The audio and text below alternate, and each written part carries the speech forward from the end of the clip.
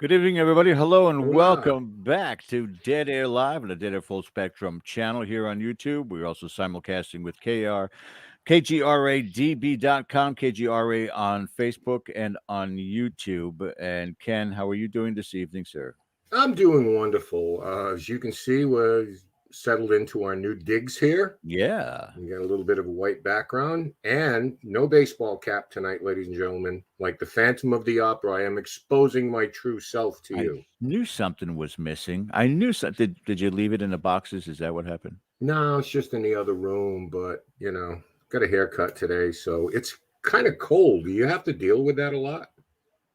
Yeah, you do. It's something that you have to get used to, or wear a baseball cap, one or the other. But Got it. Now, quick question: before you entered into this home, did you do an investigation to see if it's haunted? No, Did you do a background check? no, Oh God, Jesus! too close to home. So It's like, everybody watching, keep your eyes on the back closet door. Remember Ken's other house? The oh, I door have used an to open. idea. Yeah, yeah. Oh God, and he's got the light over his head. We'll be changing that up here in the future. But thank you guys for joining us tonight. As always, remember to hit the subscribe button. Also, the reminder bell. Click on that for upcoming content, and the thumbs up. Very important. You guys hit that. Even if you hit it again. It's just important. No, don't hit it again. It'll be unsubscribed. Just leave it be. Um, we have an amazing guest tonight that's going to be joining us here in a second. Caroline Cory, producer, lecturer, director. I mean, this woman is, and we had a chance to talk to her a little bit before the show. Never ending background and just one of these people that's constantly on the go. And we're going to try to absorb some of her energy tonight. I But hope and so. I'm going to need it, Ken, more than anything else. Oh, I've not brought this up to you, the viewing audience. Ken is well aware of it, but I need to kind of explain um my lack of energy, the way that I look and such. But um, about 18 days ago, my dad fell, broke his hip, and it happens. He's 87 years old, and we always try to do everything to prevent this kind of thing from happening, but I did, yes, say 18 days, and I have spent 12 hours a day at his bedside in the hospital, looking over him and making sure that the medical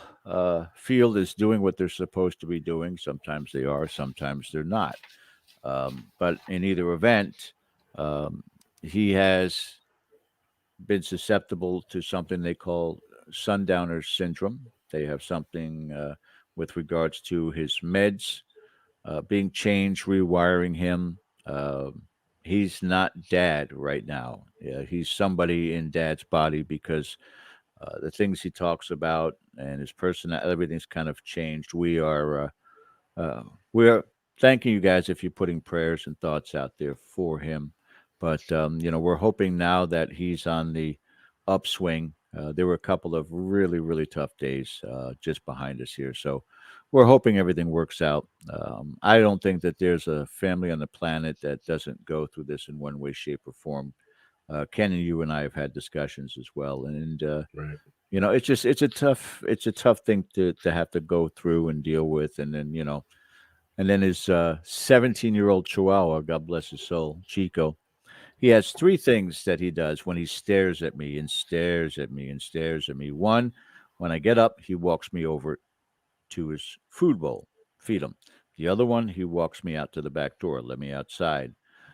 And the last week or so, he walks me over to Pop's chair. Like, I need Pop. So the things he asks for, things he wants, he's able to communicate it in that way. But in any Yeah. event, um, Animals are a blessing. they are indeed. So that being said, Ken, I just wanted to explain to everybody too, and I'm zapped to say the least. 18 straight 12-hour vigils can take something out on a person, and emotionally on top of that. So, but thank you guys for understanding, and we shall push forward and put on one hell of a show for you, like we do every single week. So, That being said, Mr. DaCosta, if you want to go ahead and do the introductions for our lovely guest this evening. I would be more than happy to, and echoing everybody's sentiments, the best to your pop. Thank Our you. guest tonight, Caroline Cory, is an award-winning filmmaker and author of best-selling books on consciousness science and energy medicine. Based on her personal experiences, Caroline has always been fascinated by existential topics, the study of consciousness, and the mechanics of the universe. In 2010, she founded I've got my things going off. Omnium Media, an entertainment and media platform that tackles various thought provoking topics on the human condition and the nature of reality.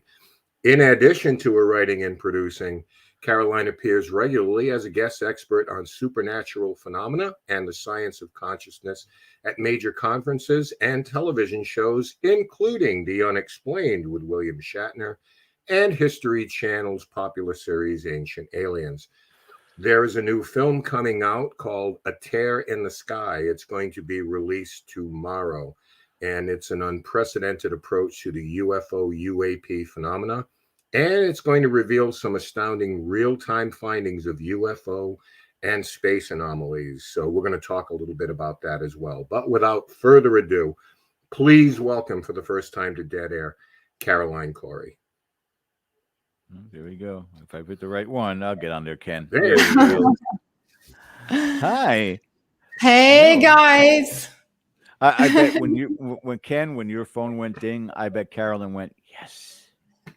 Yeah, you It's see, not like I mine, can it's not just mine. yeah, I can just blame that on somebody else now, Caroline. But thank you so much for taking some time with us Yes. tonight out of your busy schedule. It is so greatly appreciated and very gracious of you. Very much. Oh, it's a pleasure. Thanks so much for thinking of me, really. And George, I know it's a hard time for you right now. So thanks for inviting me. It's going to be great. Let's, talk about amazing stuff. Yeah, absolutely. And we will do that. It's got to be a hard time for you also because the movie premieres tomorrow. Yeah, I mean, how you first of all, how you found time to come on our show tonight, I don't know, and I thank you for doing that. But has it been just one interview after another and a lot of promotions going on? How does that work for you from the point that, okay, it's now fully produced and we're putting it out into the world? From that step forward, how do you do everything as far as promotions and answer questions and talk to people about the this incredible film? Yeah, my schedule has been totally crazy, and it gets crazier as we get close to the date. But we plan obviously the marketing. We have this, a whole plan together, but things come up at the last minute. So, for example, they schedule me on. It's literally a podcast marathon. It's like one after the other, one after the other. And then things sometimes last minute changes, or this host wants to bring somebody else with you, or you have to supply material. So you're constantly having to attend to all sorts of logistical things nonstop. Plus, we have all the press releases and the reviews now starting to come up like on social media. So you have to keep up with that because you want people to know what's going on and what's being said. And so it's pretty crazy, the closer we get, meaning now, because it's tomorrow. You getting the butterflies yet? Well, it's almost like there's nothing you can do after a while. You do Exactly. you do the best you can, and then it's like it is what it is. I mean, we've gone through so much preparation, with thinking of everything we can think of to help make the film successful. But beyond that, you just have to let it go and just kind of trust the universe. Yeah, Yeah, exactly. the old-timey way of looking at that was always the hay is in the barn. There's nothing you can do about it right now. Exactly. But we're also constantly surprised. We get I just got a great review in one of the one of the publications. And also the film is getting a lot of recognition in the in the film festival network circle, and so it's for example, in a couple of weeks it's going to screen in London at the Sci-Fi London Film Festival. Wow. Yeah, Awesome. it's screening. I got official selection at the Beverly Hills International Film Festival, the Los Angeles Film Festival. So it's a lot of buzz and it's happening. You know. It's got to be for you, like, we talk about our pets or whatever as, our children. Do you take that same mentality when it comes to these projects? I mean, there's pride, there is labor with involved to it. So, putting it out into the world and being able to talk about this, in a lot of cases for, other people out there who haven't gotten a chance to see it yet. Um, how do you feel presenting that to the world? Yeah, it's totally like my baby. I mean, we put in so much effort in the preparation. I mean, pre-production, then production, and then post-production. We spend hours and hours and hours editing. So it's like it consumes you.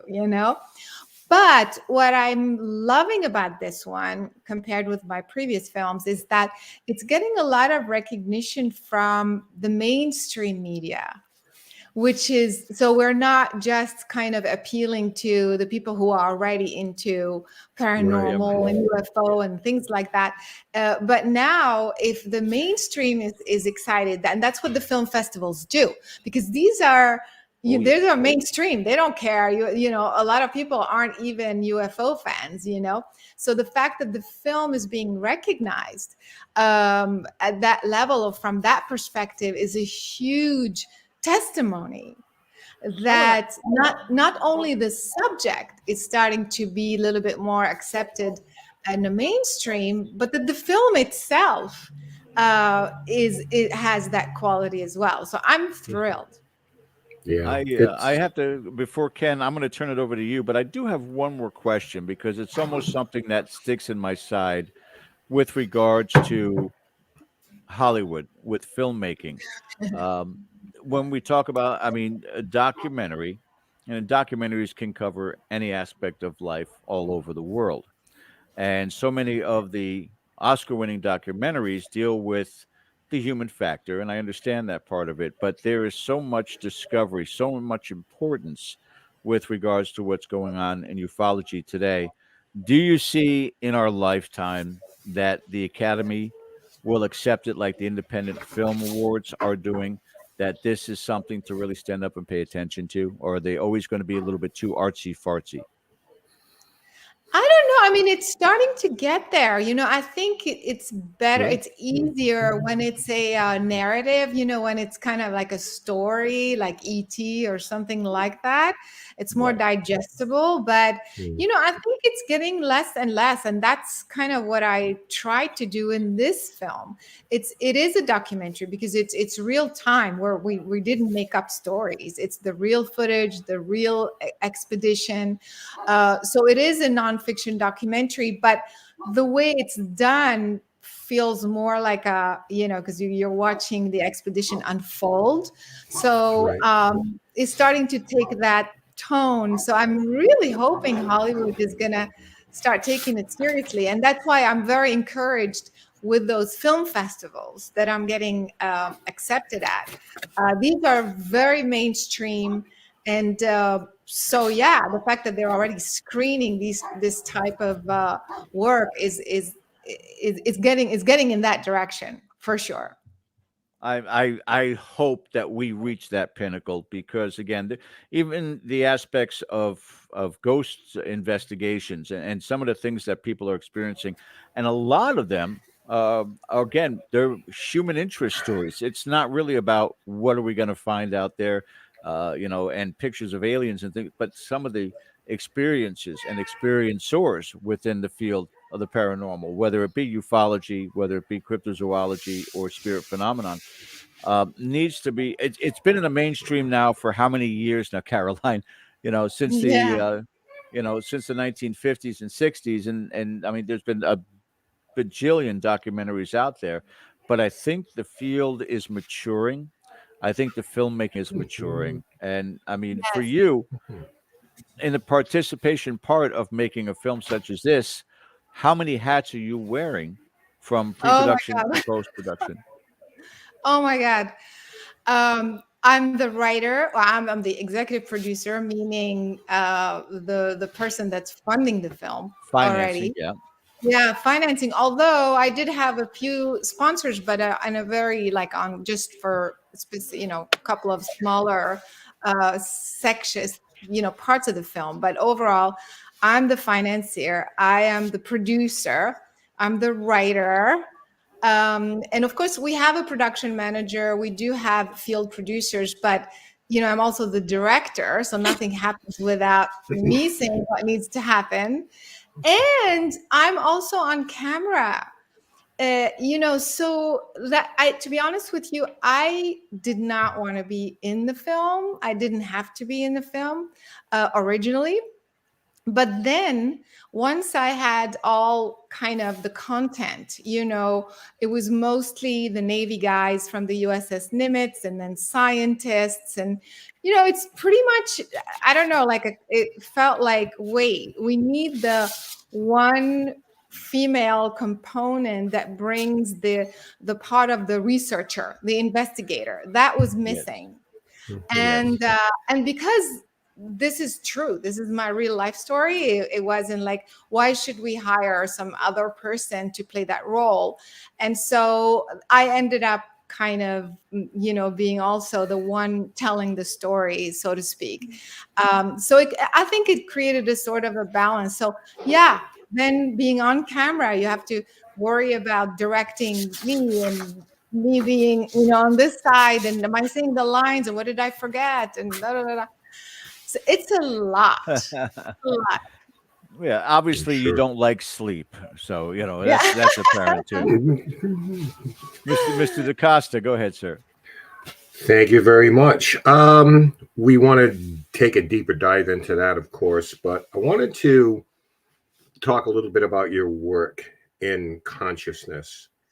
Um, and I know that, you did your grad work in psychology. And what I wanted to ask you about that, psychology as we know it as a science and what's available to us, have you found that what we know, or more to the point, what we think we know, is a little bit limiting? Because you started to question things at a very, very young age, and you started to ask these existential questions as like a 5 year old, So, how did you find that field as far as academically? And did you question that as well? Like, yeah, it's all well and good, but there's a little bit more out there. Yeah, for sure. So I started out having the experiences at a very young age of, kind of coming in contact with energies and like getting like telepathic communicate, all sorts of paranormal, experiences. And so I kind of didn't know what to do with it, at the beginning. Obviously, I was 5 years old, so I thought, oh, everybody does that. This is nothing special. And it was, of course, much later that I realized, no, not everybody does that. There's got to be something else. And so I was curious about the mechanics of it, the mechanism. What allows you to see something, for example, that other people couldn't see? How does that work? Or how do you see something in the sky 1 minute, and then all of a sudden it just dissolves out of sight? Did I just make this up? Is it me? Am I crazy? So asking all these questions got me to focus on the mechanism of consciousness, because I realize it's about consciousness. It's the consciousness that's retrieving information. And because, of course, at the time, there's nothing to validate it. Like, there's nothing to measure that this is true other than external validation. So, for example, if I see something that's happening, I don't know, on the other side as remote viewing. Like you see something that's happening somewhere else, and then it gets validated. That person who's in that other location tells you, yes, that's exactly what's happening. That's validation. When you see something in energy medicine that is wrong with a person, and then you see it on a blood test, and then you do work, and then the next day it's no longer there, because you worked, you know what I mean? Like you keep Right. getting validation that there's something there, right? So that got me convinced that there is a mechanism. We may not understand it, but it's definitely there, working with hundreds of people, validating the phenomenon. But then, of course, when you grow up, you have to have some sort of academic, Right. I background mean, or something. And so I thought, well, maybe, it's not 100. Maybe my mind is acting weird. You always question yourself. So why don't I go and study the mechanics of the mind, which is the field of psychology? And of course, by the time I got to, and we, I don't know whoever studied psychology, but, you learn about all these like neurosis, psychosis, schizophrenia, like you learn about all these things. And I'm like, right. no, that's not it. That's not it. That's not it. So I'm not totally crazy. But by the time I got to graduate school, it was like, this is so simplistic. I mean, what I was experiencing before and understanding on a cellular level, without anybody teaching me anything, was so much broader, so much bigger, and much more interesting than just asking kind of question in a Freudian way. Like, okay, if Right. you have this and this symptom, therefore you have a mother issue or a father issue. It's just simplistic. We're very complex beings. And so that's the reason why I mean, it's good to have the psychology background, because then you can relate in that way to the folks who are from this academic background. But I rarely focus on it or use it to navigate through this reality. Right. Now, let me ask you, do you feel that consciousness can be manipulated? Do you feel that there's a connection between maybe manipulating matter? And the reason I ask you that is I know that you've done experiments with water, changing Yeah. the pH, for example, of water. So it leads me to what probably is an obvious question. If our bodies are made up of 90% water, is it possible? Does that lead into perhaps self-healing? I know there's a lot to unpack there, but I'd like to get your thoughts on that. Yeah, exactly. So to me, first of all, you have to define what consciousness is. Everybody defines it differently.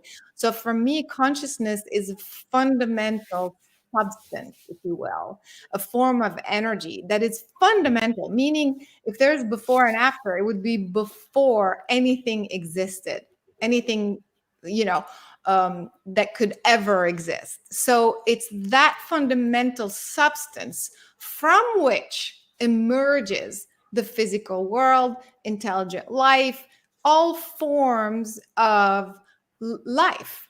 And if that's the case, then, the water or the table or different people, whatever, or the planet or the sun or the star are just a byproduct, if you will, have emerged from the same substance. So at the base, since we all and everything, all aspects of life have emerged from the same substance, then at the very base, there is a connection, an entanglement, if you will.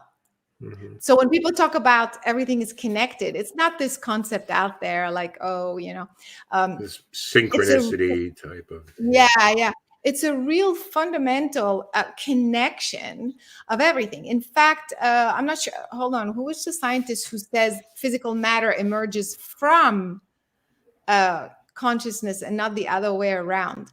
But so anyway, the idea is that if the physical world emerges from consciousness, then because of that connection, basic connection, then you are an extension of the physical world. So if the water is sitting in front of me on a table and I am apparently, outside it, it's a separate substance, object, but at the base, we are made of the same thing, the same fabric.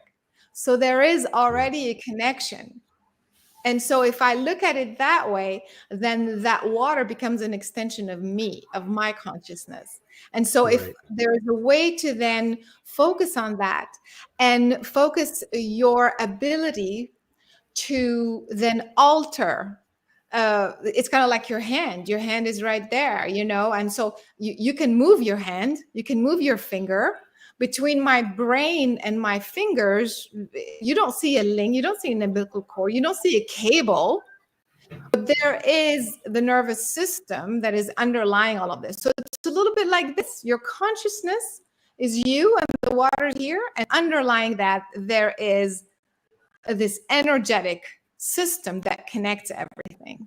So all I have to do is focus on this aspect of life, which is water, and tell it go up, go down, what have you, and it does. It responds. It's amazing. Now, in the past, I know that you have talked about in our physical reality what you called non-visible beings, and that essentially we're not alone here. And we're going to get more into that as we get into A Tear in the Sky and what that's all about. Could you tell us a little bit about that idea of non-visible beings here? I don't want to say intruding in the physical realm, because I think that they exist? Are they called upon? And what exactly is that about? So when I was 5 years old, that was exactly my first experience. Is I kind of saw these kind of beings, they were just there. And all of a sudden we started exchanging thoughts, which is what people call telepathic communication. But it was organic. It just kind of happened. And so, but that connection was very benevolent. Not only was it benevolent, it was incredible. I mean, it was like, wow, this feels so good. What are these humans doing? What's wrong with humans? This is how it should feel. It was this absolutely amazing, loving energy. And so that was my first experience of coming in contact with something, with beings that weren't visible to others.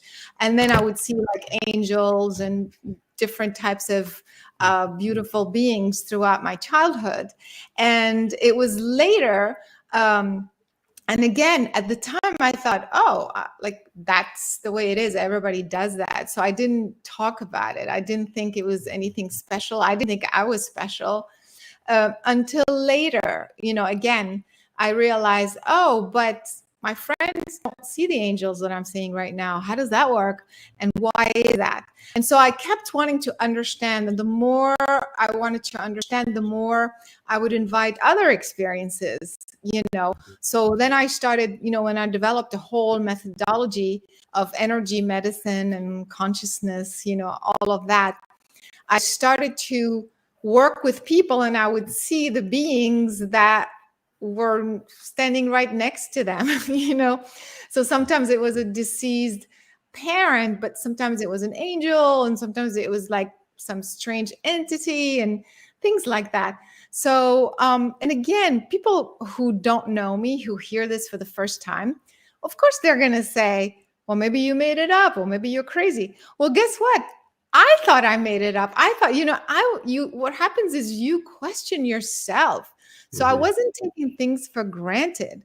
I wanted to be sure. So for example, when I would see someone's grandfather standing right there, and I would say, well, did your grandfather look like this? Or did he say that, or whatever?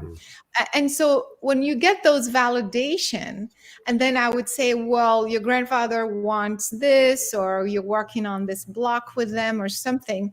And then that block gets worked out, and the grandfather leaves, so to speak, detaches from their energy field. then that shift happens in the person. So what I'm saying is you get clues and validation, so that at one point I was like, okay, I'm not making this up, because because I just got this validation, and this extraterrestrial whatever out of nowhere. I've never imagined a being that would look like that. It's not in the scriptures or anything. So and so that's how you start to have confidence. I started to be very confident about what I was experiencing, and discerning discerning the different types, because when you are operating at that level, it's not like your linear normal brain. It's not like they come to you and say, hello, my name is this and I come from that planetary system. you know it's Yeah, it's as an you would, as people would assume, right? Yeah, Yeah. I know. It's not like that. It's an energetic, it's like, it's an energetic connection. It's like their energy field and my energy field gets entangled, and Hmm. like spontaneously. And so when that happens, you kind of know everything about them. They know everything about you because you're entangled. And Right. so it's kind of a cellular understanding and discernment. Oh, this energy feels benevolent, this energy feels this energy feels human or non-human. It feels that they come from a very close by star. It feels that it comes from da da da da.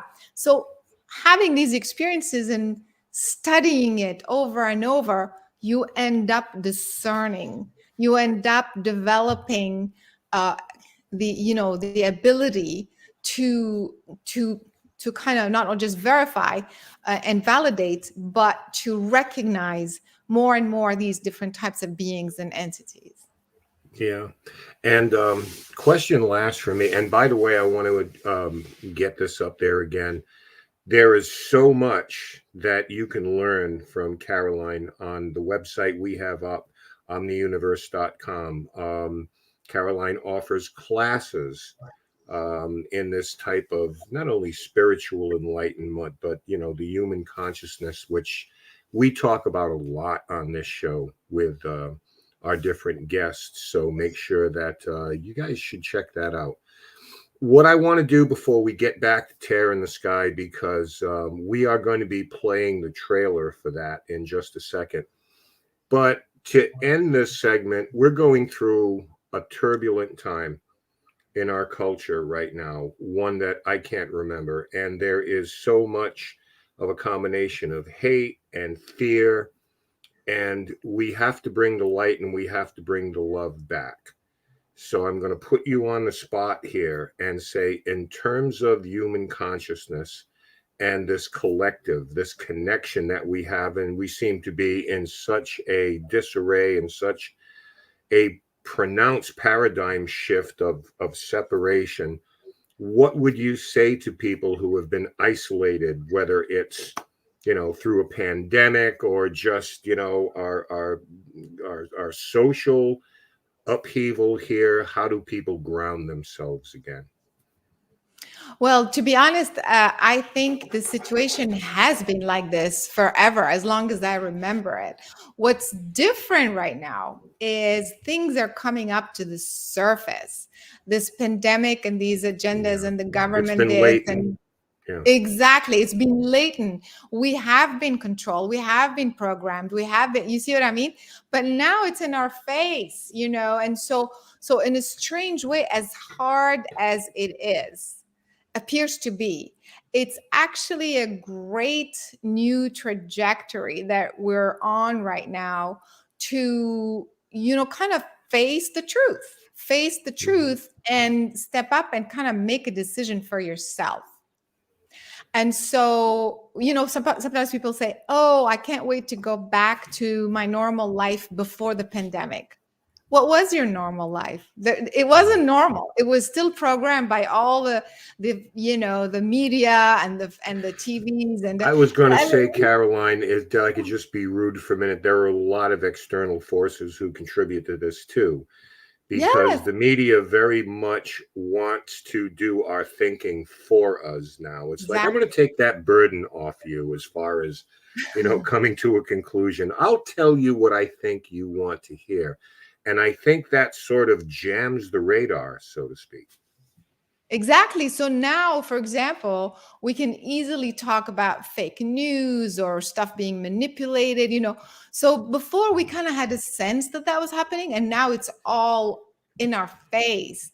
So in a strange way, we're facing our truth, and that's the huge step towards healing. You see, so it's kind of like everything was in our subconscious, and now it's on the conscious level. And speaking of psychology, you start to heal when you bring all the traumas and all of those memories, that got you stuck, those blocks, from your subconscious to your conscious before you can heal. So even though it's confusing, but it is a very positive trajectory that we're on. And people just have to look at the tools. I have hundreds of hours of classes and sessions and free stuff, totally free stuff on my website, on my YouTube channel, that people can just use these tools. And because everything is coming up to the surface, it's almost everything is accelerated. So now when you make a decision, I want to face my truth and I want to heal, and you use these tools, it's almost like you're going much faster to the finish line. Yeah. What I want to do right now is in the half hour that we have, we want to play the teaser, if we could, of A Tear in the Sky, to give you folks some kind of an idea. And what you're going to be seeing here, it's about 2 minutes long. I saw it for the first time myself yesterday, and it just looks amazing. And we'll talk a bit about that on the other side of it. So, George, if you would be so kind, maybe you can punch that up. What has made mankind is an insatiable curiosity. Insatiable. What is that? Nobody knows. The phenomenon. Nobody's ever done this as far as I know. It's a huge amount of work, a huge amount of data and equipment that has never been done. Whatever this is more complex than we could ever imagine. This is a first in the field of ufology. The variety of devices we're bringing as a team to study the phenomenon covered an entire spectrum of different technologies in real time. That moment shook me to the core because I knew my life was about to change again. I think we're going to have like a couple of really, really good spots. When I hear that you've assembled a team of top scientists using state-of-the-art equipment, I say to myself, it's about time. This is an unidentified, unclassified new phenomenon. Wow. Tic Tacs. Navy Tic Tacs. Maybe. Caught on our cameras. Yep. That's incredible. Crazy. It isn't crazy, it's crazy. It's crazy. We can go from body heat to very cold, like about minus 62 Celsius or minus 80 Fahrenheit. Wow. We will be transmitting data up to 800 terahertz in frequency. Our highest technology is up around 500 gigahertz. I can't tell you how much I'm looking forward to seeing what you've uncovered.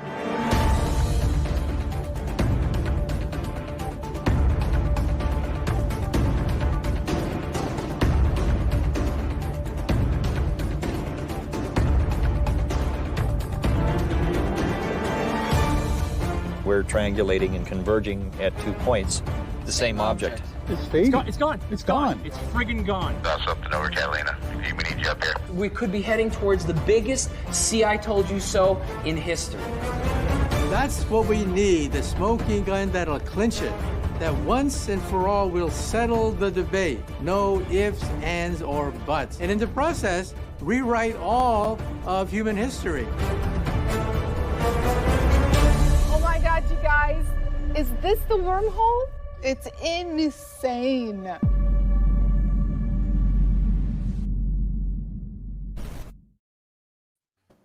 Ladies and gentlemen, if that doesn't stoke your engine, I don't know what will. And Caroline, when I saw this, it's just kind of like I want to be the first in line, because what you're doing here is kind of like taking it to a next level thing, and it just looks amazing. Crazy. Yeah, William Shatner and Michio Kaku. I mean, geez, I mean, it doesn't get better than that. Yeah, exactly. Funny enough, Caroline, I saw that trailer probably 10 days ago on TikTok. Yeah, awesome. That's going great. nuts. It is The it? word Oh, is out. oh, that's great. I need to check that. Yeah. See, And that's we thanks for are letting me running the ticker right now. This is where you can watch it at tearinthesky.com. I knew I was going to do that sooner or later. Hey, what I wanted to ask you about this real quick, and keep George with us.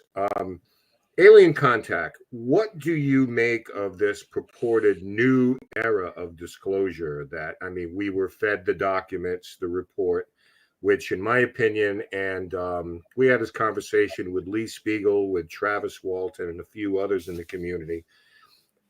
I just think it was a whole bunch of nothing that we didn't already know. I mean, am I wrong, or how do you feel about that in terms of talking to these people and getting in on the ground floor of these things? A lot of people think they're setting us up for something big is coming.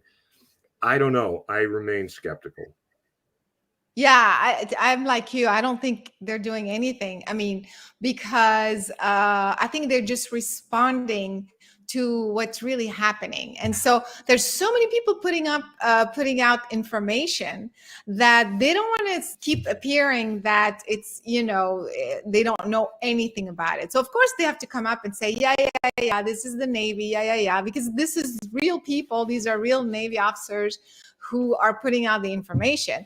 So they have to come out and give us something, and then, but at the same time, they can't commit to anything. So that report was totally ridiculous, but at the same time, because it went in the mainstream, I feel like it gave us permission, to be out talking about this without sounding crazy, because, hey, the Pentagon said that, Navy said that. So then it's gotta be valid, to discuss. So that's, to me, that's the only advantage of all of this disclosure thing. But I think they're really and digging into our pockets as well. Oh, for sure. Oh, by the way, we don't know what this is. It looks, very intriguing, but give us $20 million and then we'll see what we can tell you. And so, come on, really? And so, it's funny. I was talking to another host just earlier, and, he was saying, so what we did is we went for 5 days, 5 days, 5 nights. We had a crazy amount of equipment, as you saw in the trailer, and we captured in a ridiculous amount of stuff. It's from physical objects that we could measure, reflective objects, to anomalous things that zigzag. I mean, like, we captured so much stuff, and this is only in the movie. So there's still hundreds of hours of data that the scientists are still looking into, trying to figure out all the things that we've captured. So my point being, in 5 days, we were able to capture, correlate across multiple devices, triangulate, do all sorts of scientific analysis in those 5 days. Imagine what the government must have, observing with their technology, with their equipment, with their instruments. So this tells you that, even this such a short time, there is so much that happened that everybody will see that in a movie. I mean, these are measurable things, objects or events or phenomena they will see that you know, you can't deny, you cannot keep saying it's your imagination. There's just way too much evidence. So I think the government is just catching up. You know, we keep putting out information like that out there. They're going to have to put out something else and something else. They can't stay quiet for very long. But I don't think they have some sort of big agenda. Like, I don't know. That's my take on it. Yeah. I know. I have my own thoughts on why the government does what the government does, and I think it still leads back to special interests. And there are those of great power and wealth who can manipulate the system and say, you know what, go ahead and just throw out the trash we don't need, and everything else we can weaponize, we can industrialize, we can use this to our advantage. All that other stuff, give it to the crazies out there who believe in UFO stuff. Throw them a bone, but we're taking the best of the meat. That's the way I think they work things. Yeah, that's so true. I mean, like, there's definitely, when you talk about politics, I mean, there's always an agenda for sure, especially if it involves money. It has to involve money. But the thing is, are they planning some sort of fake invasion or something like that? That part, I don't know about that, you know? So I think about 70% of the world would be like, please, maybe you can govern better. Please, come on. Yeah. It's like, come on. That's all you could come up with. Yeah, really. Now, you had a chance during all of this. I don't know if it was part of your research on this, but I know you spoke to operators on the Nimitz. And of course, those out there, we know we're talking about the Tic Tac video and everything that was released in 2017. What was your sense from the crew members of the Nimitz, off the record now, because some of them have left the service, but what was the general temperature of those people in terms of what they saw and what they documented, the stuff maybe we don't get a chance to see? Well, actually, you will have a chance to see in the film, because you have 3 Navy officers from the USS Princeton with the USS Nimitz who speak on camera, and you will see them literally break down and tell us exactly what happened and how they were treated and how literally their careers were they lost their careers. Jeopardized. And so it's actually in the film, and they tell us that how it happened and how people came on the ship all of a sudden, and they confiscated all the data and all the tapes and made them erase the data. Why would you do anything like that? And so they really struggled a lot with it for so many years. So I feel part of this film is a bit of a, retribution, like a little bit of, they feel paid back. Yeah. Vindication. Well, they talk about, we only go back a certain amount of times in cases because we didn't have the technology back then, as though it was the Stone Age, which seems to be kind of convenient. But what I like about what you're doing in this project is like, oh, it's about technology, then fine, then let's just go there and, kind of like rattle their cage a little bit. Yeah. Exactly. I got tired of waiting. Like, people think the government is going to come out and like tell us this and tell us that. It's like, I'm not waiting anymore, because there's always some agenda. It's like, if I want to know something, just go out and do it yourself. And so that's why I'm so excited about this one, because first of all, it's never been done before in this way. Of course, we know Hynek did a scientific investigation of things that already happened, but he didn't write a scientific paper. He didn't set up an expedition to study the phenomenon. We did not want to study other people's footage. We wanted to see, can we capture something? How would we do it? How would we go about it? What instruments do we need? And how do we study the data? So we had this, I mean, you saw the amount of instrument. I mean, it was crazy. Regular, of course, CCD cameras, the night vision, the infrared, the thermal, which is a huge spectrum of the infrared, this military grade. We had spectrum analyzers, magnetometers, radiation detectors. I mean, you name it, in 3 different locations to achieve triangulation. So we were able to get correlations across instruments and from different angles. So that is scientific. You see what I mean? We're starting to talk about it in scientific terms. And then we literally capture, things zigzagging and things coming and leaving, and then an opening. That's what at the end when I say, is this a wormhole? So it's some sort of opening and closing and objects coming out of it. It's like, what is that? So that's why this film, I feel, is a step in the right direction of finding the answers, as opposed to rehashing, like the government's lying, and whatever they're going to do, let them do it. Alex, like, let's go and get it ourselves.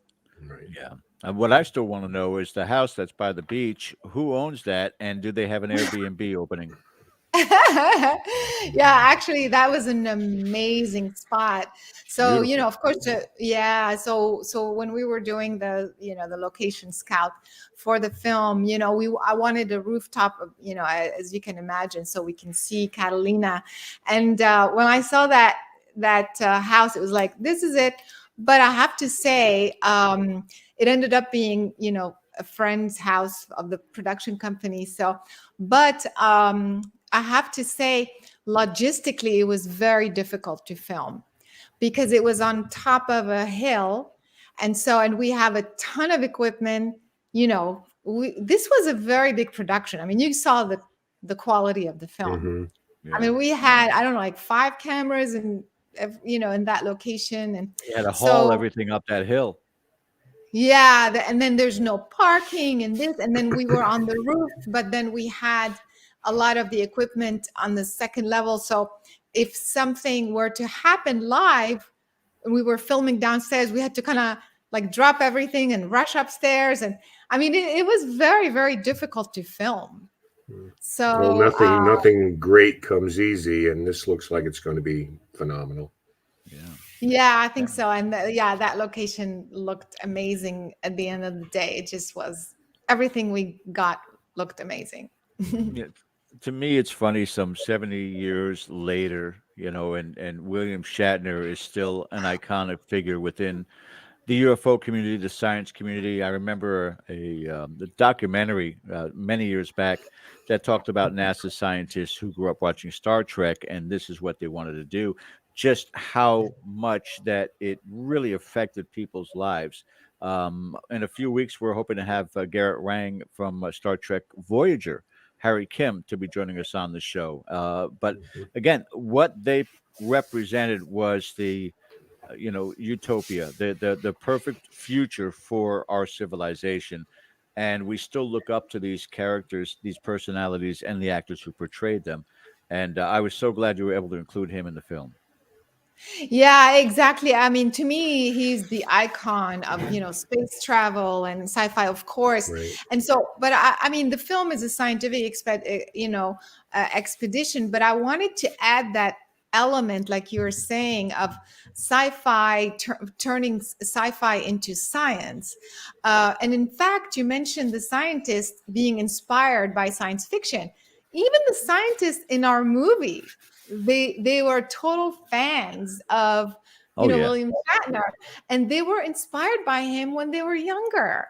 And so it was kind of like, there's a few people who would say, like, what does he have to do with the science, but I think it worked out great. It brought this additional aspect, and just tied it all together. Science fiction gives us this inspiration, this dream potential of humanity. And here we are putting it together in this film. To quote Captain Kirk's co-star, fascinating. Absolutely fascinating. We only got a few minutes left. I know you've got to run, but please, again, give everybody all the information, not only about this incredible film, when it's going to be airing, and also some of your contact information for anyone who wants to reach out to Caroline Cody. Yeah, so people can get the film right now. Actually, it will the links will work if they just go to atearinthesky.com. They will see a link to get the movie, and with all the platform, it's coming on Amazon and iTunes, Apple TV, and all these other platforms. And so there will be more platforms in the future as well, but people can go out and get it now. And if people want to reach me, they can also on the website, there's a contact link, and they can send me, they can reach me through the same website as well. Fantastic. And some of the other things you're doing, including lecturing, coaching, things like that. I know that's kind of put on the back burner for the moment. You're very busy with the film, but if people want to proceed forward and reach out to you for those particular events that are happening, where can they go? Yeah, same thing. Sometimes we don't update the website as fast as we want to, but on carolinecory.com, this is where all my teaching and all those types of classes are, so people can go there. I do have a few conferences coming up, but the best way is to just email us if they have questions or some other ideas where we could promote this film or show it. It's through that website as well, carolinecory.com, and just go to the events page. Looks Caroline, amazing. You've been an absolute wonderful guest. And again, we want to come back and talk more about this when you have time, but you're probably going to be doing another podcast right after us. But I want to thank you for joining us this evening and wish you the best of success. And we hope to have you back here soon. Thanks so much for having me. You guys are awesome. Thank you so much, and see you soon. Nothing but the best to you, Caroline. Thank you so much. Yep. All right, guys, we're going to take a break. When we come back, I got a bone to pick, and we'll be talking about it with Ken and I. You are watching Dead Air Live on the Dead Air Full Spectrum channel. Stay with us. We'll be right back.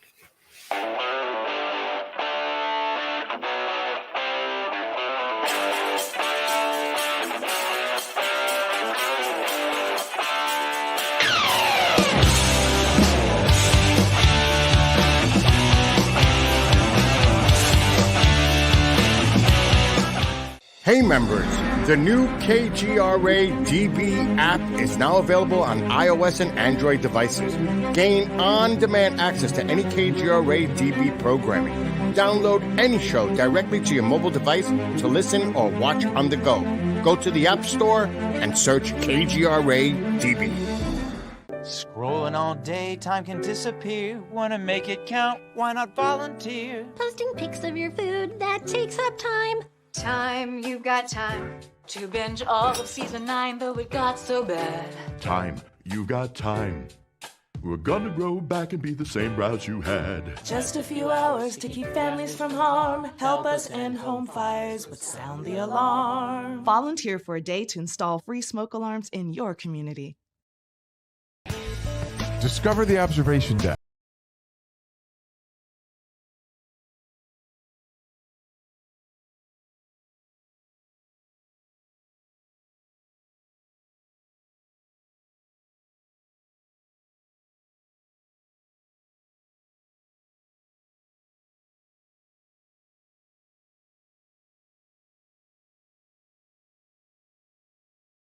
DK.com.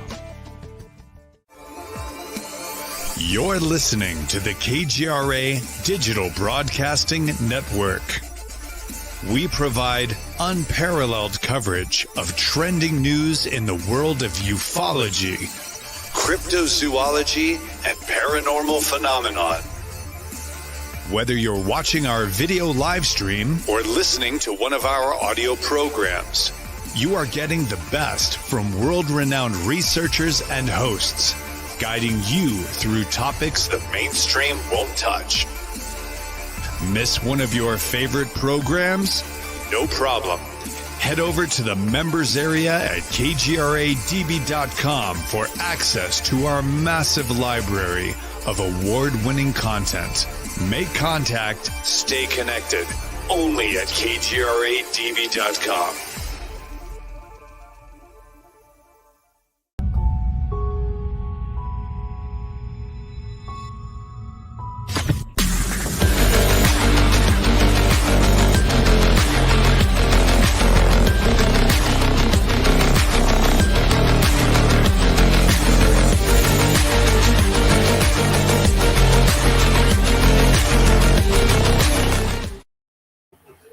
Hi, guys, and welcome back to the second hour of our show. Boy, what a great guest. And I know Ken, I got to let you guys know from behind the scenes, with everything that's happening in my world right now, Ken took it upon himself, and he had pictures and banners and film and all. He had all this stuff set up because even though we knew we only had Caroline for the first hour, we're used to building the show for 2 hours. So we didn't even get to some of the pictures that we had up there too. But a great job, Ken DaCosta, once again. Made it seamless from behind the scenes. It's always my great pleasure. You have a bone to pick, and I want to let everybody know who's staying with us out there. We now anarchy rules. We are going to take your calls. We are going to take your questions, and we're taking over the airways right now. Yes, we are. The numbers up there and everything. Oh, Jesus. This Yeah, is going to be number up scary. there. Yeah. And I don't know whether or not the temperatures are changing. I don't know if it's because of my ridiculous lack of rest. I don't know if it's the coffee. I'm about this close to turning on my AC right now. I'm in here just sweating, and that's too early for that here in Florida. Way too early.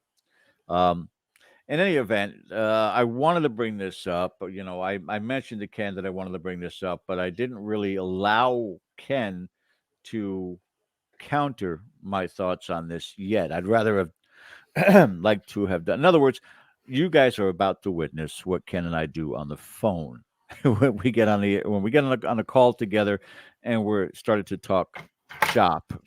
We get into a point counterpoint. Should we go this direction? And here's why, or no, we should, and here's why. In any event, I'm bothered by this fact. I'm a TV person. I love watching different shows, and whether it's on Oxygen, whether it's on Hulu, whether it's on Netflix, I love watching the crime shows. But on a lot of those different channels and streaming services, there are these series or these episodes that are unsolved murders that the family members' bodies have not been recovered yet. And why are we not at a point in time, such as we were just talking with Caroline about, with the Academy in Los Angeles, not really accepting this topic, the paranormal field, seriously enough to consider them for an Academy Award for Best Documentary, things of that sort. But within law enforcement, if you have a cold case that's 27 years or 30 years or 50 years unsolved, why are they not at least taking up the consideration of using people in the paranormal? And I'm not just soliciting on behalf of psychics and mediums. There are instruments now, there are techniques now that may be the next coming, if you will, of communication with spirit in these circumstances. And the reason why it really comes to mind here too, and I understand, and I want Ken to speak on this, with such persons as Cody and Satori. By the way, their shows are every other Thursday at 9 p.m.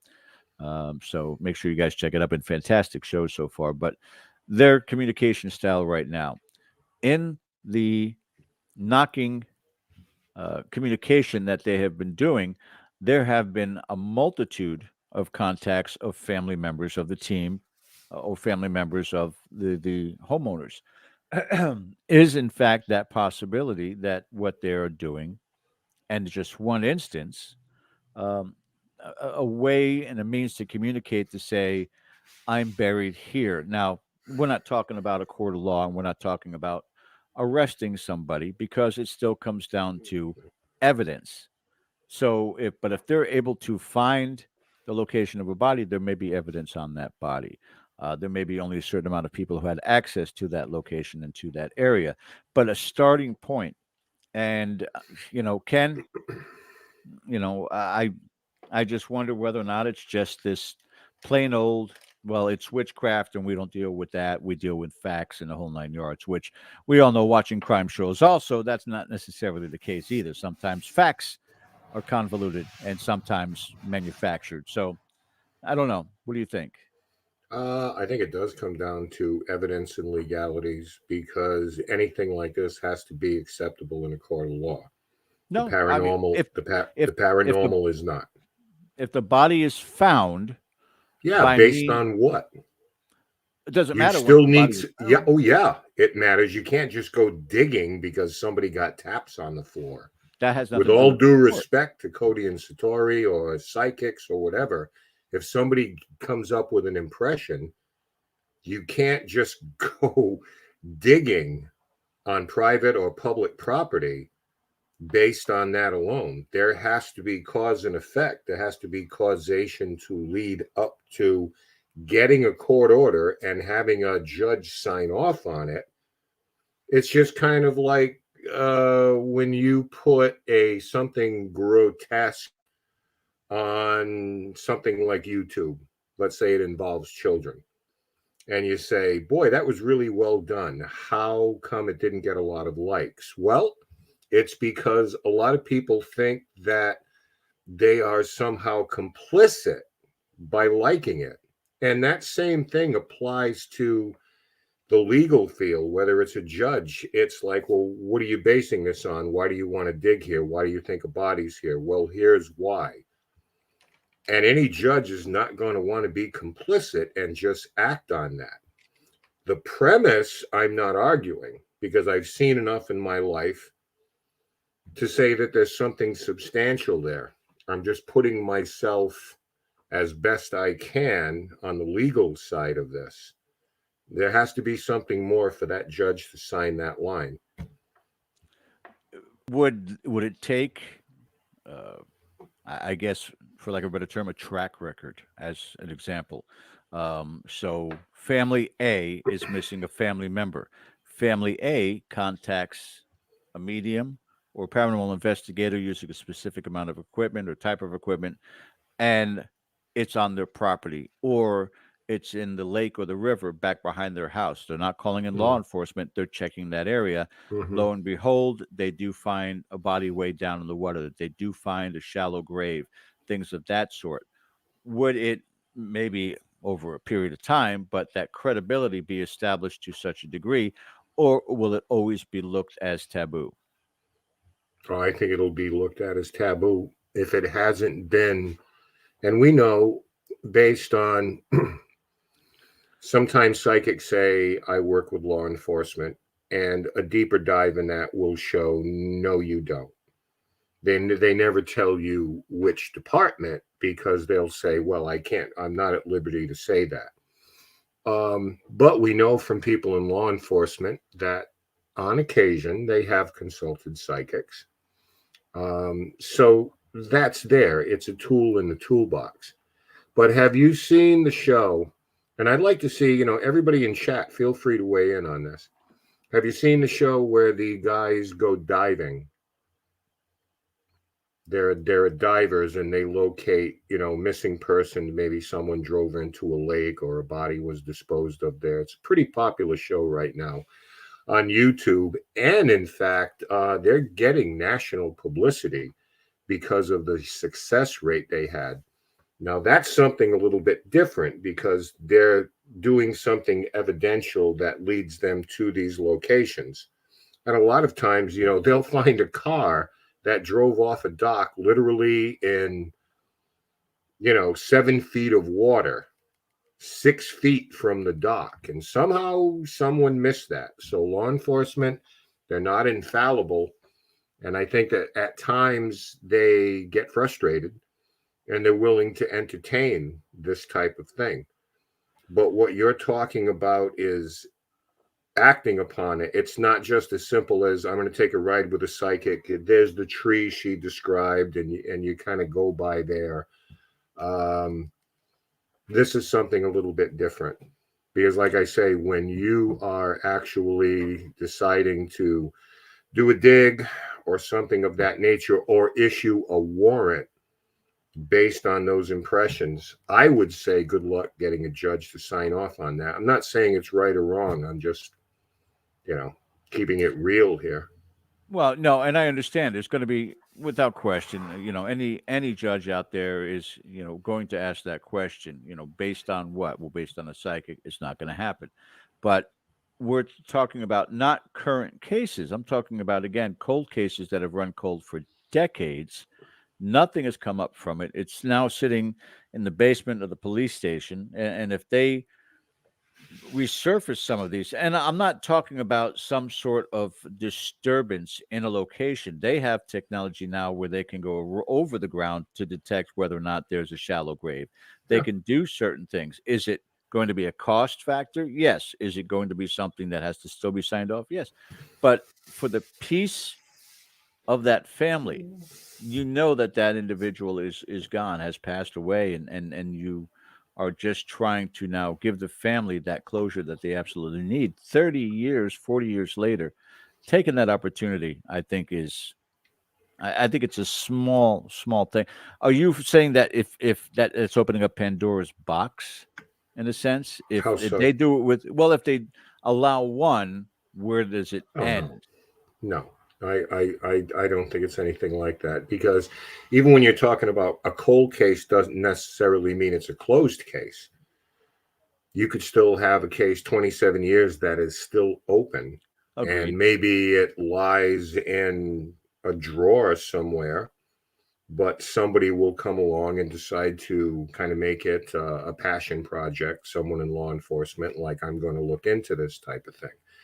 So it doesn't mean it's closed, but there are hurdles that you have to jump over. First of all, if it's closed for that amount of time, usually the family has a say in those type of things. They have to be informed how the investigation is proceeding. Or not. And not everyone is going to be, on board with anything that's considered paranormal or anything like that.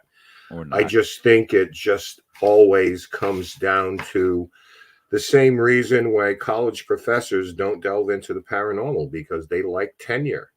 It's peer pressure. It's peer pressure. When you look at it at the end of the day, any detective who takes it upon himself to say, well, the hell with it, I'm going rogue and I'm going to call a psychic, well, they have to deal with that type of thing no differently than the people who spotted the Tic Tac from the F-16s near the Nimitz. They had to go back to the Nimitz when they landed, and they had to put up with a lot of crap because they saw something in the sky. But you got to deal with those type of things. But the legal ramifications of it, again, I think it just comes down to, you've got to get somebody to sign off on it, and the paranormal, like it or not, is not an actionable offense because it can't be proven in a court of law. And if I'm accused of a crime, let's say it all leads back to me. They find the body, the psychic or whoever, and they dig, oh my God, they were right, there's the body. And now I'm charged with it. My lawyers are going to absolutely love taking that into court. Like, where is your proof? Well, the psychic said it was there and it was there. Because usually when the psychics say the body's there, if you spot a body, it's like reporting a body, you're immediately the first suspect. Yeah. Well, I mean, again, you're looking at it from what would be A, B, C, D. If the psychic says the body's here and Ken DaCosta was the one who murdered her, no, that's not going to be held in a court of law. The body's here, and we exhumed the body, and we found DNA evidence that it shows that Ken DaCosta was the person there. The DNA shows it. There's evidence. It's physical evidence, regardless of how they got it, regardless of how they got there. The evidence is present, and that's the thing. It's getting that location, and in some of those cases it still may not, because it's degraded so much, that body, they may not find any DNA evidence, but they found the body for the family. But I agree with you 100%. It is the stigmatism of this field. It is the problem that we are almost ridiculed and looked at as a bunch of kooks that are out there. But the evidence that people have collected for decades now is, to me, it's indisputable. There'll always be those naysayers and those skeptics out there that'll tear it apart. But I think that would raise the game. Be very, very honest with you. If the Well- consistency was there, not a Sylvia Brown, oh, she's dead. Oh, it turned out she's not dead. I'm talking about people who are using, the best methods possible out there to Well, make connect the evidence. problem with that is when somebody's right, we hear about that because it's unusual. What we don't hear about is all the amount of times someone's wrong. Sure. We don't hear about those. So we tend to overemphasize the hits, which I'll bet you on the grand scale of things are pretty minuscule. Well, we're looking at a Nostradamus case, just put a whole bunch of things down and hopefully somewhere along the way, some will stick. Or you apply, confirmation bias to it. Right. Yeah. But I mean, again, this is just my thought process on it. It's just, I feel watching these particular documentaries, these shows, I feel for a lot of these people, these families that, again, their child is missing, their the sibling, their parents, and no answers have ever been brought forth. And, it tugs at your heartstrings. And I wish there was a way that this field could participate within that logically and scientifically and spiritually. I would love to see that happen. It's a comment here from Eric Hartwig. There have been documentary shows where police did work with psychics saying, hey, why not? I agree, that happens. So we talked about, being desperate, hitting roadblocks. And the cases were solved and people were convicted. The only thing that kind of leads me back to the premise that, what I stated a couple of minutes ago, how many of those things we hear about the hits because it's a great story, but how many misses do we hear about? It's kind of like the old flashlight trick. People still use turn the flashlight on. Yeah. So when you see a video, you see the flashlight coming on. What they don't show you is the hour and a half where they're saying, turn it on if it's you, turn it on. You don't see that part of it. You just see the hits. What you don't see is them, the futility of it for an hour going into that thing. So, yeah, I'm not talking about a revolving door of psychics until they find the right one. There has to be some out there that they could rely upon on a regular basis or has a high percentage. Hell, a lot of the times they use drug sniffing dogs and the dogs are completely wrong. I'm not saying that psychics are equating the dogs, but if law enforcement is doing a lot of reliability on how this animal is reacting and there's a human being who seemingly has this extrasensory perception that they could either speak with spirit or sense their energy or their spirit in that area, why don't they take those chances and take those risks? So I think they do from time to time. Like I said, it's been said that law enforcement does sometimes, by their own admission, turn to psychics. Yeah. At the end of the day, they say, well, they reported she described the tree and it was just how she described it. And then they described the water tower and it's just how she described it. And all of a sudden, lo and behold, something comes out of it. Yeah. But it's just sort of like at that point, you thank the psychic for their time. Great job. Pat on the back or whatever. Now it's up to us because we have to take this and now we have to do police work. Now we have to find that DNA. Now we have to find the trace evidence. Now we have to dig. We have to get a court order to do it. So, it's sort of like leading a horse to water. I don't say that flippantly, but law enforcement, now you got to drink, so. And I'll address Aaron Bush's last comment here also. But the number to call in tonight, 855-472-5483. That is 85KGRA Live. I know we have Ronald in Minnesota who lost his internet earlier, but Ronald is on live with us on the air. How are you tonight, Ronald? Hey, Ron. What's up, man? Hey, Ken and George. Good show. That first hour, just like it was gone. Flew by. She's great. She is. I had told her off air. This is the only guest I can remember having a case of nerves because she's just so damn brilliant that I thought she would expose us. Oh yeah. But, So I had a thought, but I asked a question earlier in chat. Do you think that the aliens are paranormal in connection with kind of what we know about the universe and life beyond and everything like that? Do you think that they're aliens like spirits or ghosts or other people from the other side or what? And then the other thing I wanted to check on with the paranormal instance of doing police work, remember the 30-year-old cop would say, or police officer, everyone said, they would say, oh, it's in my gut. I feel it in my gut. I know. Right? So it's an intuition of sense in that kind of work, I think. And I don't think it's guesswork per se, but it can be looked at that as guesswork. And so with the using the mediums or the psychics to solve a case, it's more like they're saying, oh, you're just guessing that's where it is. And stroke and block, there's something there. And there are some cases that are solved in that manner, but it's not the normal functionality to get a case solved, I don't think. No, I mean, there are many more steps to take than that.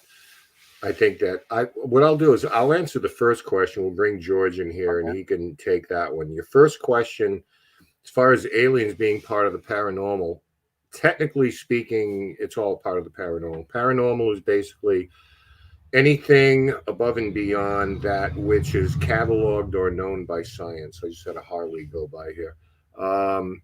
So whether it's ghosts and hauntings, aliens, UFOs, cryptozoology, whatever the case may be, these things are above what science knows or has cataloged. So it all falls into that. In terms of could these things possibly be all in one and the same thing, I would suggest you read up on the unified paranormal theory, which is something that has been making the rounds now, where people are positing that a lot of these things are all intrinsically tied together, whether it's ghosts and hauntings, the demonic, aliens, Bigfoot, all the rest of these things.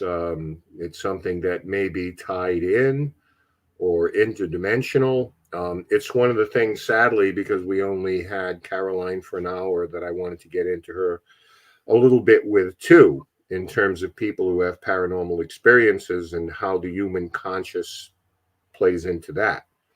Is perception reality, or is our reality just a perception? That's the age-old question. So I think that they're doing some work on that right now. I think they're barking up the right tree. I would just like to see the right people do it. That's the unified paranormal theory. Yeah, and I would encourage anyone that's in the police work or whatever, trying to solve a case. I would encourage everyone to have an open mind.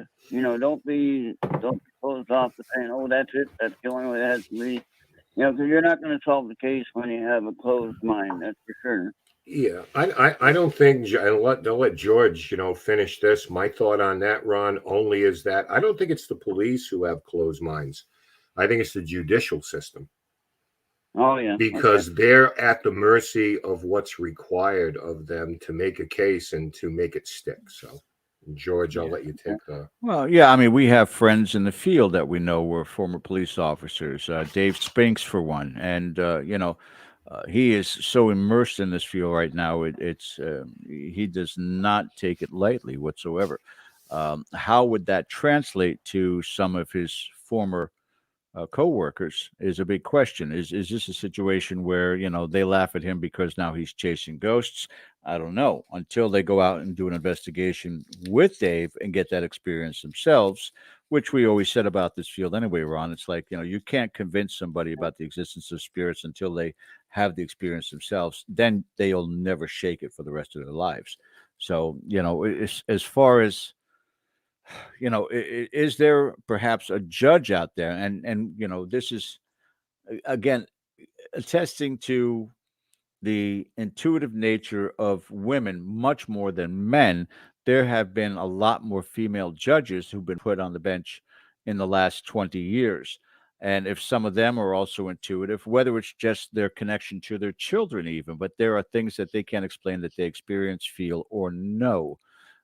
Does that open up that possibility versus a crotchety 80-year-old judge who sit on that bench the entire time and bangs that gavel and goes, no, no, no, no?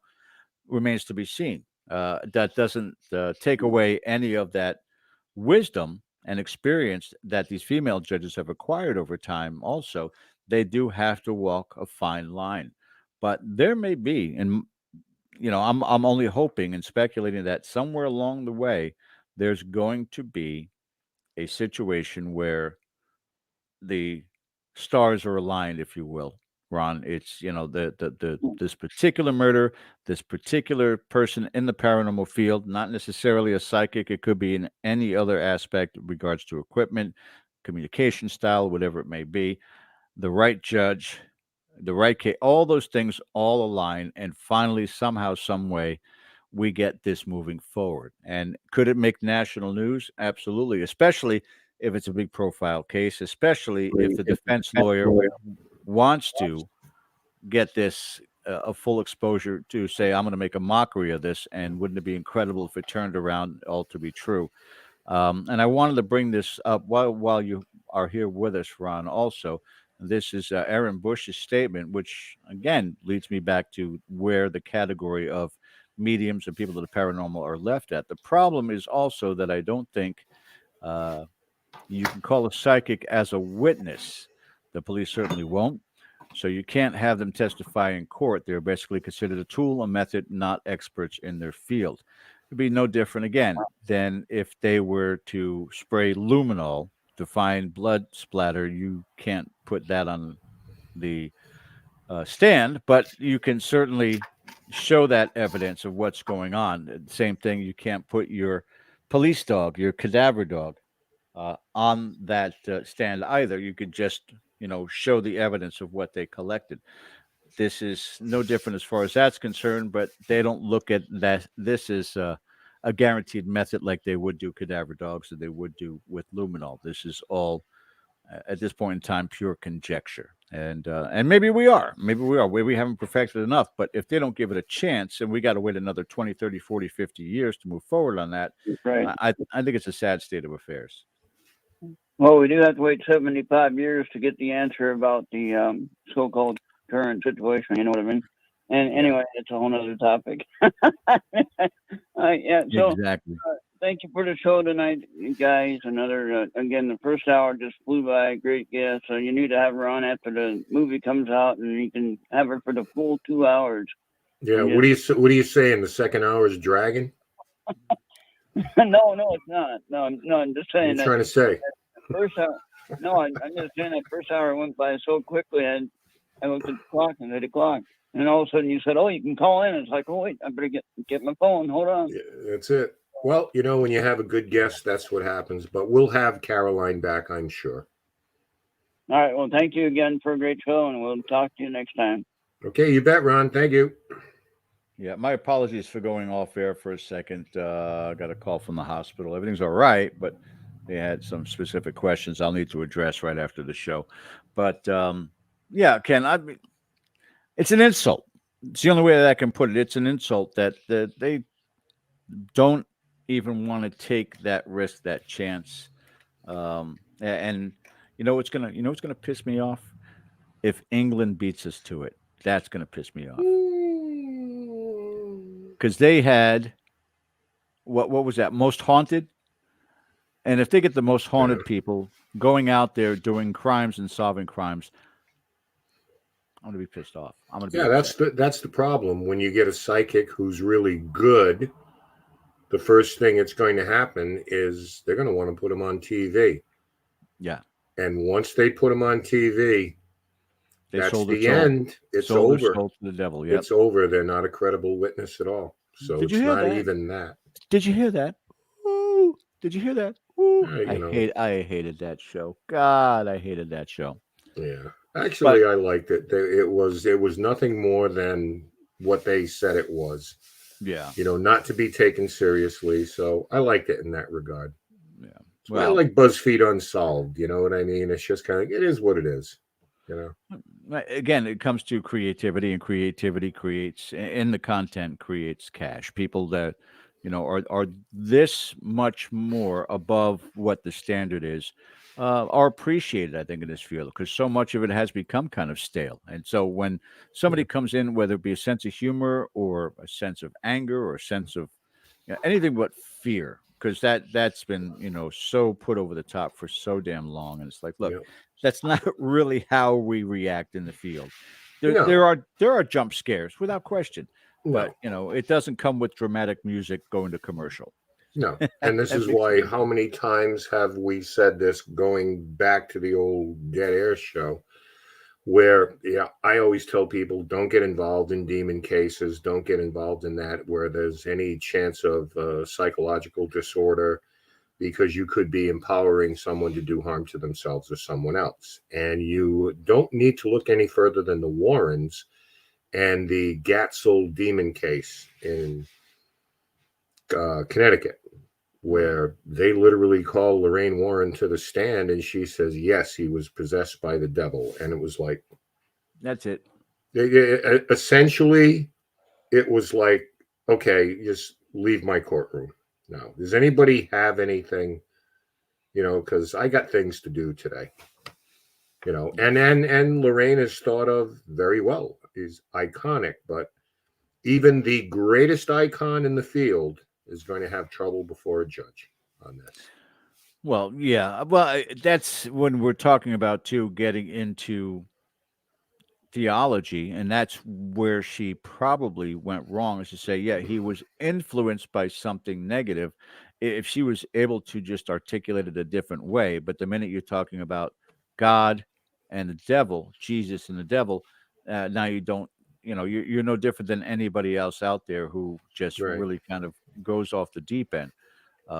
And you have to articulate it better. If you're out there helping the police and the authorities, you can't say, oh, I feel something in my heart and my shortness of breath.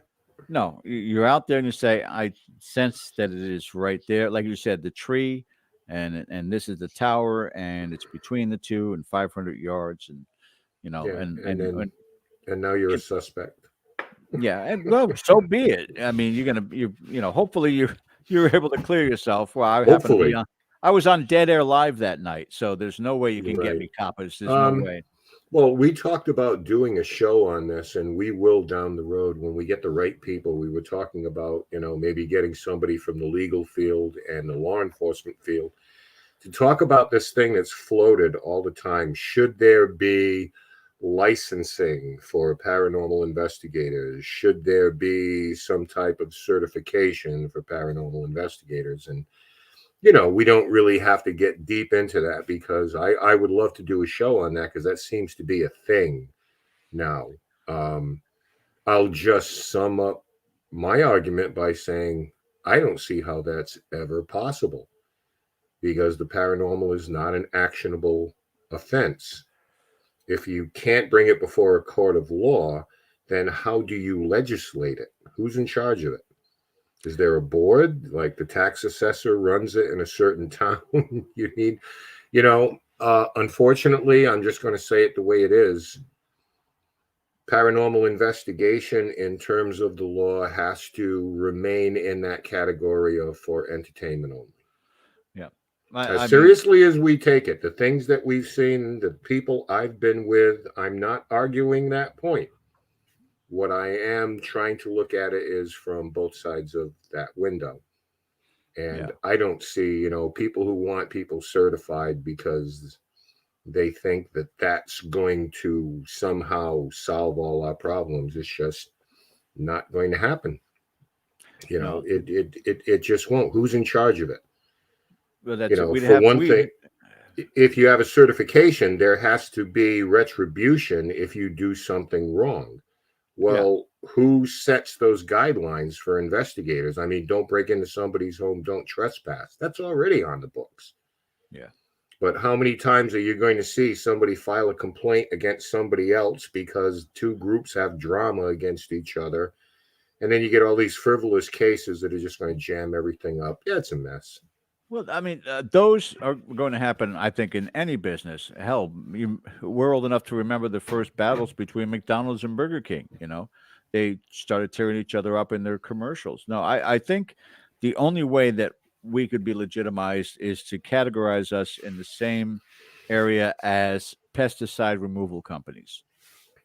And whatever, you're coming into the home, there's liabilities with regards to that, and they could spray around with their pesticide. We could spray around with holy water. Doesn't necessarily mean that we're going to get rid of either, but we're doing what we're intended to have come in and do. If we can provide the evidence, we can provide the evidence. But if there's some sort of physical harm, property damage, whatever it may be, it's held liable to those individuals. Spiritual harm, now we're going on a completely different branch at that point in time. If these people are affected by the actions, by the words, or by the advice of these individuals coming into the home, how do you even go down that road? It's hard to touch a church. How are you going to touch somebody who just says, I came in here to rebuke the devil, and all of a sudden these people became demonized, and they became possessed. It had nothing to do with me. I was trying to get the devil out, and the devil came in.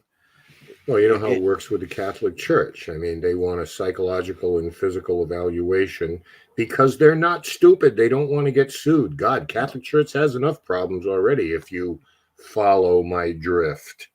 Yes. Yeah. I want to put something up. David Fritz writes, MUFON makes their investigators take a test, then pass a peer review before they investigate. I would just counter that with MUFON as an individual group. Right. Okay, they are a national and worldwide organization, but they're a standalone group, so you can impose whatever you'd like to do. I know when someone joins Rise Up, we make them do a background check. Yeah. And that was a big deal back in the days where, these networks, all these paranormal groups were forming these networks. And just to be able to say, oh, we have teams in, 72 different countries or something like that. You have no idea what those people are up to until something bad happens. And all of a sudden, oh, they're part of Rise Up. And then somehow, well, that reflects on everybody. So individual groups, it's a little bit different than, casting a blanket over everybody that does it, because MUFON does it.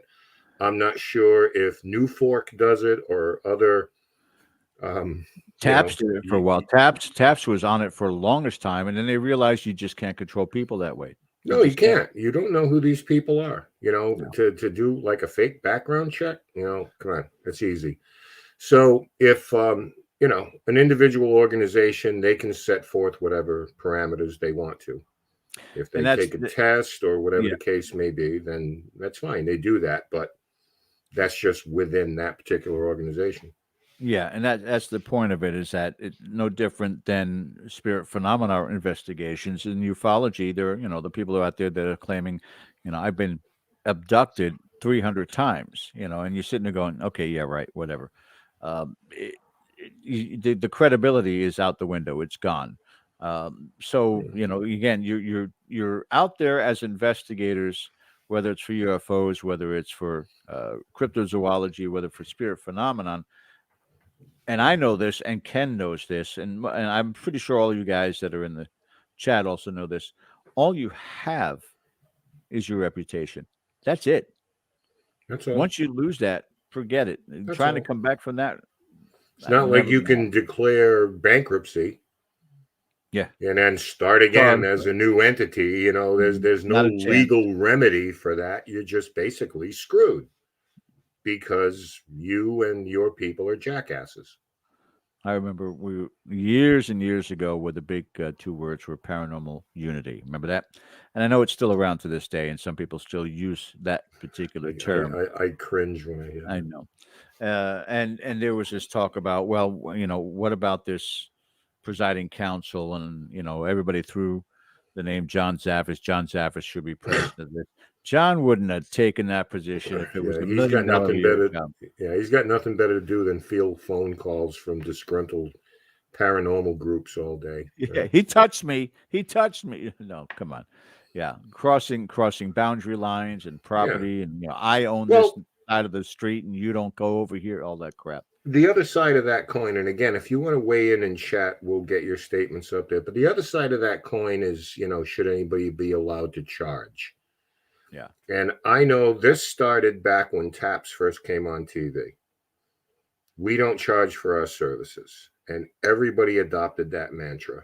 And it was for good reason. I think it was Grant Wilson that said, well, if you don't have the money, does that mean you don't get help? And it was very altruistic and a very nice sentiment. I understand that. But I'll go deeper as to why you shouldn't charge. And it has nothing to do with morality. Generally speaking, what happens is that if you charge someone, all right, so you have your roof done. Someone comes in, you get an estimate, you pay them, and your roof leaks. Well, there's a remedy for that. So what happens when you claim that you have 7 different levels of demon in the house for whatever reason you arrived at that? And I show up and say, nothing happened.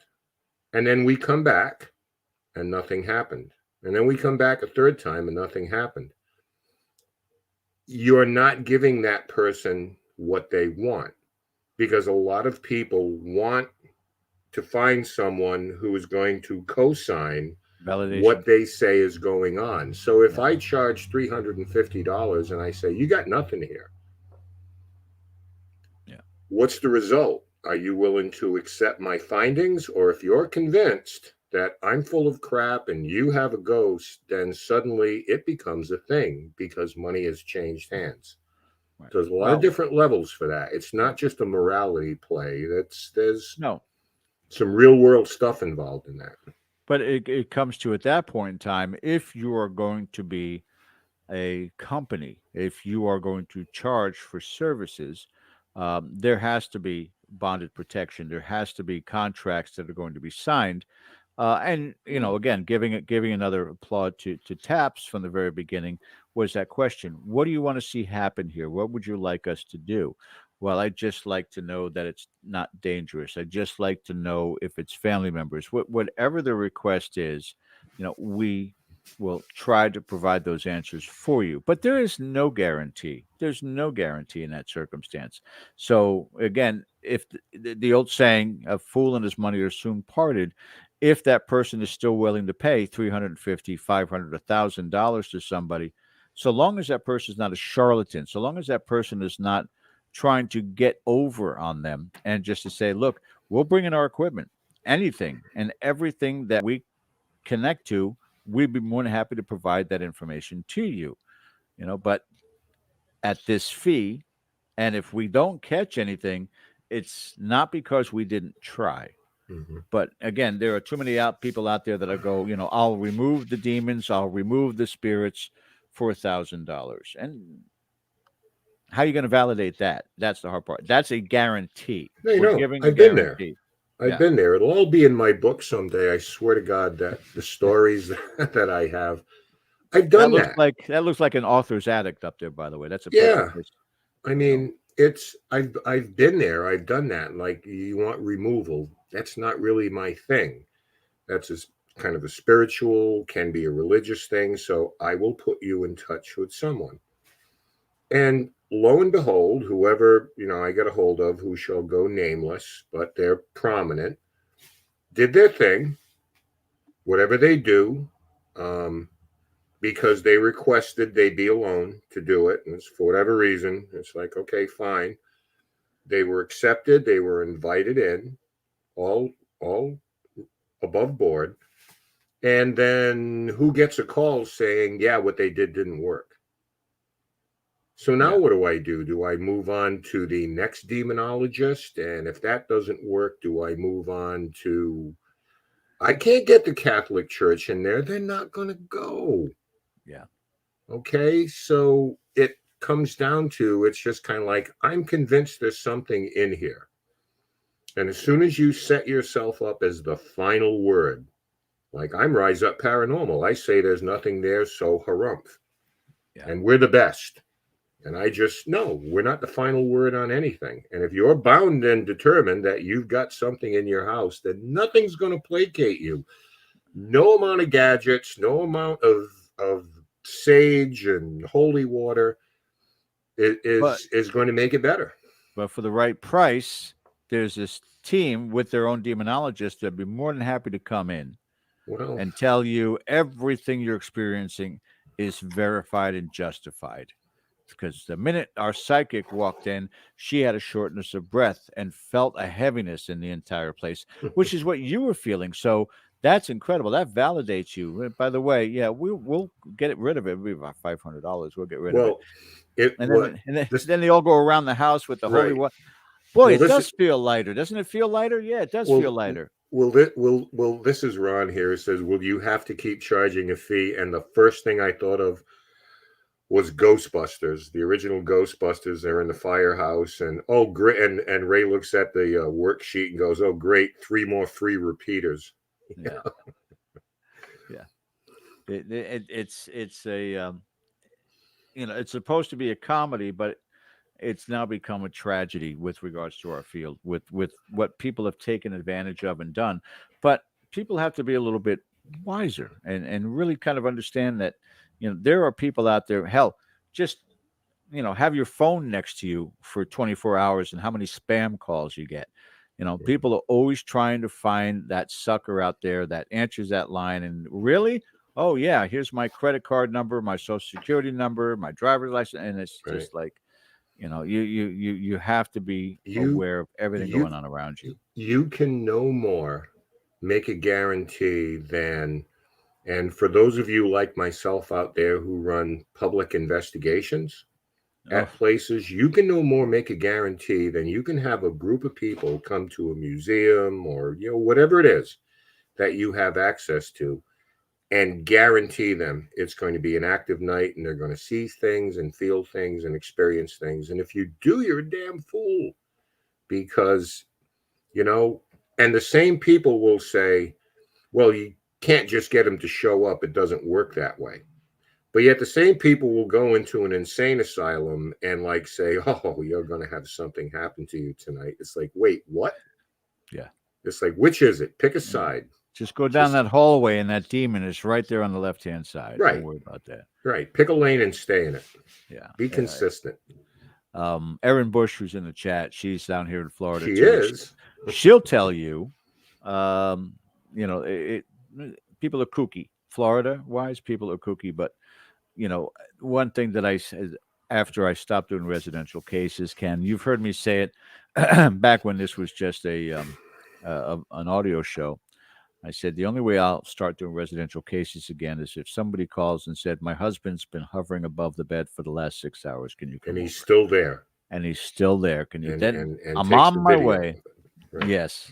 But anything else, something doesn't feel right here. And, I'm waking up with scratches, well, do you have pets? Yeah, I have pets. Well, possibility of that.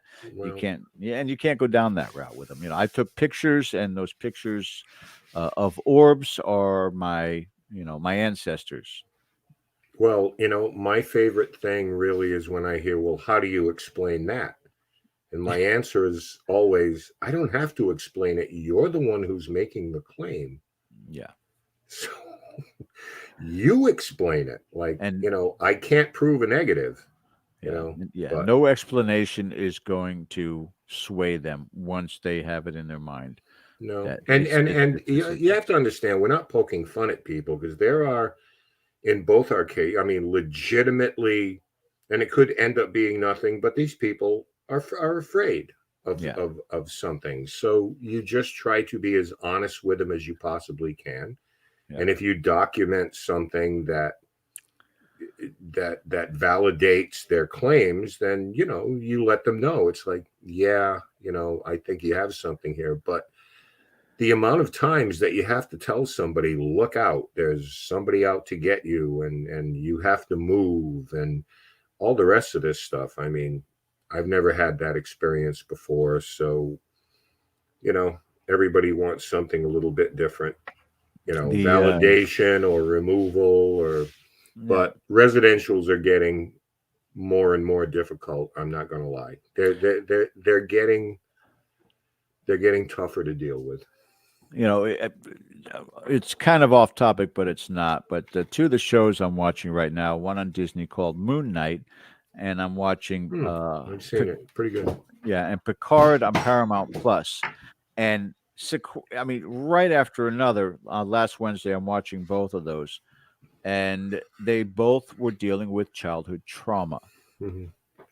And you know, one, the mother committed suicide. The other one, there was abuse. And I'm sitting there going, and which made the person have multiple personality disorder. But the point I'm making here is, again, we don't know what we're dealing with on that first phone call. We don't even know what we're dealing with on that first visit. What that person is being tormented by. Is it spiritual? Is it mental? We don't know. So it's a hard mountain to climb to get to the true answers on a lot of this, and sometimes we never make it to the top. We just don't, because it's either we have to step away or the person is not happy with our answers, as Ken has had to deal with in the past. Yep, and that only sadly comes with experience. Yeah, you have to. I'm sorry, you have to fall off the bike or get kicked in the butt as an investigator a few times before you start. Like, I think it was Ron was talking about intuition. Cops have intuition. I think that comes more from experience, being in a similar situation some other time and seeing, certain invariables or certain commonalities. It's like, I've seen this before. I've heard this before. This is why cops listen to stories and they're just kind of like, they're skeptical, because I've heard this like 11 times before. Repetition is the mother of skill and the mother of instinct, without question. That's what it comes down to. Yeah. I mean, again, it's something that, as Ken said, we've all dealt with. Unfortunately for me, I didn't have the stomach for it, which is why I went solely on ghost hunting. I categorize it to paranormal investigating is going to location to validate the existence of spirit activity. To me, ghost hunting is making contact with locations that are already established as being haunted and honing that skill. I love ghost hunting like crazy. I love, using different types of equipment, different techniques. That's why I'm so fascinated about the advancements with Cory and Satori. Is this something that's finally a breakthrough? I would love for that to be the case. Mm-hmm. But God bless Rise Up Paranormal for their stoic resolve. That the fact that you guys know that you have to deal with so much craziness and yet still persevere. That's amazing. By the way, I have not mentioned it throughout the entire show, but that is one hell of a haircut. Yeah. It is. It's you're kind of James Caan going on right now. I like that. Yeah. It's just like it's just peeling back the forehead a little bit.